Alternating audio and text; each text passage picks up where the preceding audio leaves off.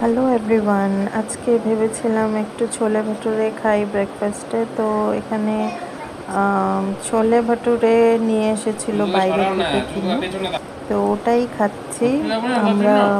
আমি, আমার বর আর আমার মেয়ে, আমরা তিনটে একসাথে শেয়ার করে খেলাম একই থালায়। খুব কমফর্টিং লাগে। এরপর চলে গেছিলাম মাটনের প্রিপারেশন করতে। মাটন আমাদের বাড়িতে প্রায়ই হয়, কেননা মানে একটু ননভেজটাই খেতে আমরা পছন্দ করি। ফার্স্টে এই মাটনটার রেসিপি দেখাচ্ছি।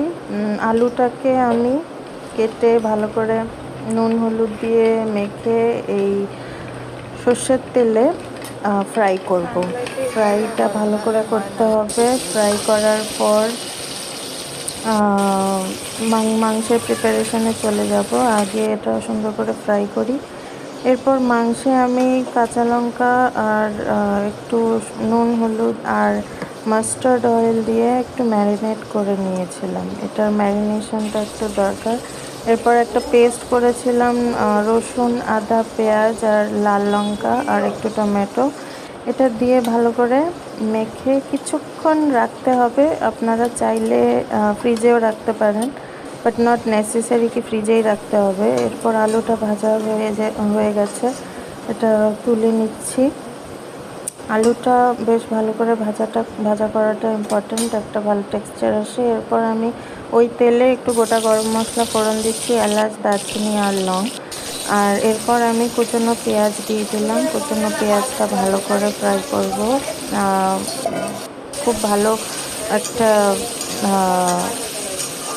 রেসিপি, যেখানে মানে এই পেঁয়াজটার খুব গুরুত্বপূর্ণ ইনগ্রিডিয়েন্ট। এখানে ওই মাংসটা আমি প্রেসারে আগেই দিয়ে দিয়েছিলাম ম্যারিনেট করা একটু জল দিয়ে। তারপর ভাজা পেঁয়াজটা ওই মাংসে প্রেসার কুকারে আমি দিয়ে দিচ্ছি। তারপর একটু হালকা কষিয়ে নেব, এটা কষানোটাও ইম্পর্ট্যান্ট।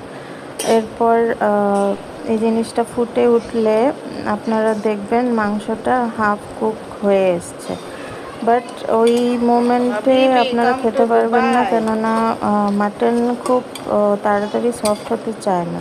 তো এই কারণেই আমাদের এটা প্রেসার কুকারে দিতে হয়। এই জন্য আমি এই ফুটন্ত গরম জলটা দিয়ে দিলাম। খুব বয়লিং হট ওয়াটারটা দিয়ে যখন লাস্টে প্রেসার কুক করবেন, তাহলে মাটনটা খুব টেন্ডার আর সফট হবে।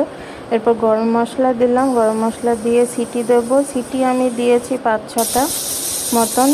ভালো করে 5-6টা সিটি দেওয়ার পর মাংসটা হয়ে এসেছে। মাংস টার্ন আউট খুব ভালো হয়েছে, ভালো টেন্ডার জুসি হয়েছে।